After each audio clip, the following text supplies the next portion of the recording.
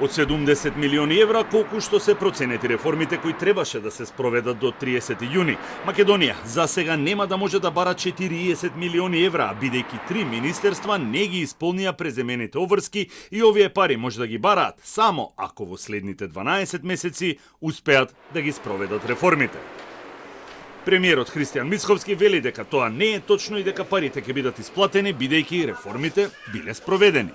Па не би рекол дека доцна 3 министерства реформи, ние сме над оној просек како држава кој што го спомена комисарката Кос од 75%, значи ние сме некој процент над тоа со законите кои што се во моментот во парламентот и многу скоро денеска ќе биде сето тоа завршено и ќе бидат исполнети тие обврски кои што се преземени со планот за раст. Но Телма ги анализираше преземените обврски на 5 министерства на кои треба да бидат исплатени овие 70 милиони евра.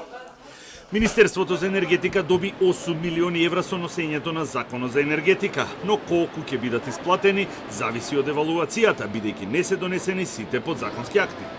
Од друга страна, енергетика е во минус од 10,7 милиони евра затоа што до вчера не ги спроведе реформите со кои се предвидуваше државна интервенција во цената на струјата да се намали на 70% и да се донесе планот за енергетски обновливи државни објекти.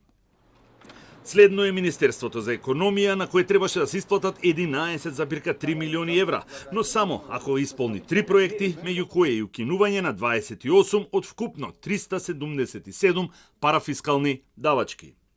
Најмногу пари требаше да добие, односно ќе ги изгуби Министерството за правда, 12,8 милиони евра.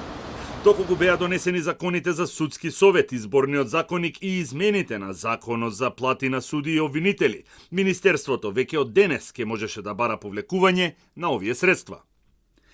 Финансии вчера на истекот на рокот го донесе регистарот на државни претпријатија и акционерски друштва и ќе може да аплицира за 4,2 милиони евра од планот за раст. Министерството за дигитализација целосно се квалификуваше за исплата на средствата во висина од 19,2 милиони евра, откако во петокот пројде пакетот од 4 закони во собранието.